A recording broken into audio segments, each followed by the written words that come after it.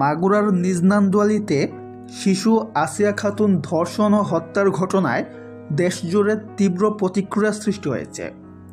স্থানীয় জনগণের পাশাপাশি দেশের বিভিন্ন প্রান্তে মানুষ বিক্ষোভে নেমেছে। সামাজিক যোগাযোগ মাধ্যমে ছড়িয়ে পড়েছে ন্যায় বিচারের দাবি। এই ঘটনায় বাংলাদেশ চলচ্চিত্র জগতের অন্যতম জনপ্রিয় খলনায়ক মিশা সওদাগর কড়া প্রতিক্রিয়া দেখিয়েছেন। তিনি বলেন, এ ধরনের অপরাধীদের প্রতি আমাদের কোনো দয়া থাকা উচিত নয়। আমি চাই হিটু শেখের যেন কঠিনতম শাস্তি হয়, এমন শাস্তি যা দেখে ভবিষ্যতে কেউ এ ধরনের জঘন্য কাজ করার সাহস না পায়। তিনি আরও বলেন, শুধু কারাগারে বন্দি রেখে লাভ নেই। এ ধরনের অপরাধীদের জন্য এমন শাস্তির ব্যবস্থা করতে হবে যাতে সমাজের প্রতিটি মানুষ সতর্ক হয়। আমি চাই হিটু শেখের শাস্তি প্রকাশ্যে কার্যকর হোক, যাতে সমাজে একটি দৃষ্টান্ত স্থাপন হয়।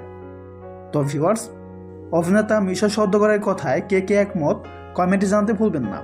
দেখা হচ্ছে পরে কোনো ভিডিওতে। সবাই ভালো থাকবেন। ধন্যবাদ।